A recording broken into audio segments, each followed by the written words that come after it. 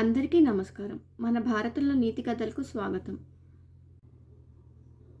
ఈరోజు నేను చెప్పబోయే కథ పేరు అహంకారం వినాశహేతువు.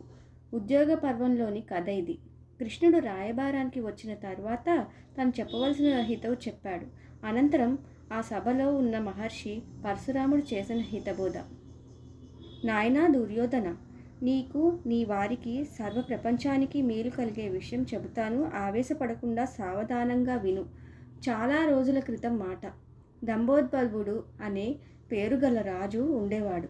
ఆయన భూమండలం అంతను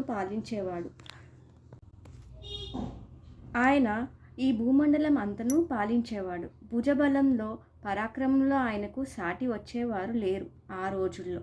అంతటి మహాయోధుడు, తన అంత బలశాలి పరాక్రమవంతుడు ఈ లోకంలో ఎవరూ లేరు అని చాలా గర్వంగా అహంకారంగా ఉండేవాడు. తన కొలువులో రోజు ఈ మాటలు చెప్తూ తనను తాను పొగుడుకుంటూ ఉండేవాడు. తనతో యుద్ధం ఎవరూ గెలవలేరని అంటుండేవాడు. అది నిజంగానే. ఆయన బలపరాక్రమాలు ఎరిగిన ఎవ్వరూ కూడా యుద్ధానికి దిగేవారు కారు. అటువంటి అహంకారం ఉన్న రాజుకి అనుచరులు కూడా అటువంటి వారే దొరికారు. అలా ఉండగా ఒకనాడు ఆయనను చూడటానికి సభాభవనానికి వచ్చిన దూరదేశీయులు, మహారాజా, మీరు నిజంగా మహావీరులే, బల పరాక్రమ సంపన్నులే. అయితే గంధమదన పర్వతం మీద నరనారాయణుని ఇద్దరు తీవ్ర నిష్ఠతో తపస్సు చేస్తున్నారు. వారిని జయించగల వీరులు 3 లోకాల్లో లేరని విన్నాము. తమకు కోరిక ఉంటే వారితో యుద్ధం చేయవచ్చు అన్నారు. ఆ మాటలు వినడంతో ఆయన ఆగ్రహంతో, నన్ను మించిన యోధులా వారు అంటూ సేనలను సన్నిద్ధం చేసుకుని ధనుర్బాణాలు తీసుకొని బయలుదేరాడు. గంధమదన పర్వతం చేరాడు.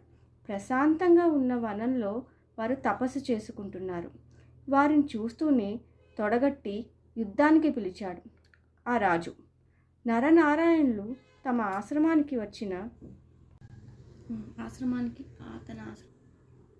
మహారాజుకి అతిథి సత్కారాలు జరపబోగా, ఇవన్నీ అనవసరం, యుద్ధం యుద్ధం అని అన్నాడు. అప్పుడు వారు, ఎవరితోనూ సంబంధం లేకుండా కళ్ళు మూసుకొని ఈ ప్రశాంత ప్రదేశంలో తపస్సు చేసుకుని మునులం మేము. మాతో యుద్ధం చేయాలనే కోరిక మీకెందుకు కలిగింది అన్నారు. వినలేదు మహారాజు, యుద్ధం చేయక తప్పదు అన్నాడు. అంటూనే బాణం వేశాడు. నరనారాయణుల్లో నరుడు నవ్వుతూ ఒక దర్భపుల్లను తీసి, ఇదిగో ఈ గడ్డి పరక నీ సేనను నిలబెడుతుంది అని వదిలాడు. ఆ రాజు బాణవర్షం కురిపించాడు. ఆ గడ్డి పరక అన్ని బాణాలను ముక్కలు ముక్కలు చేసింది. ఈలోగా సేనలోని వారందరూ ముక్కులు చెవులు ఊడిపోయి రోదనం ఆరంభించారు. రాజుకి తల తిరిగిపోయింది. ఆయుధాలన్నీ క్రింద పెట్టి తల వంచి నరనారాయణుల పాదాల మీద వ్రాలి, ఆర్య, నన్ను క్షమించి అనుగ్రహించండి, నా గర్వానికి ప్రాయశ్చిత్తం అయింది అని దీనంగా ప్రార్థించాడు. అప్పుడు వారు నవ్వుతూ, మహారాజా, సిరి సంపదలు కలవారు పేదవాళ్లకు దానం ధర్మాలు చేసి గొప్పవారు కావాలి. అలాగే పరాక్రమాలు ఉన్నవారు దుర్మార్గుల బారి నుండి మంచివారిని రక్షించటానికి తమ శక్తిని వినియోగించాలి.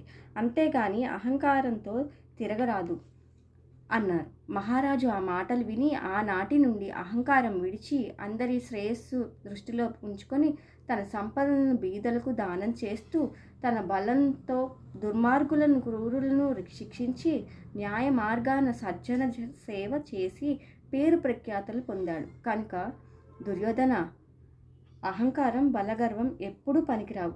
అవి ఎవరికి ఉంటాయో వారిని నాశనం చేస్తాయి అన్నాడు పరశురాముడు.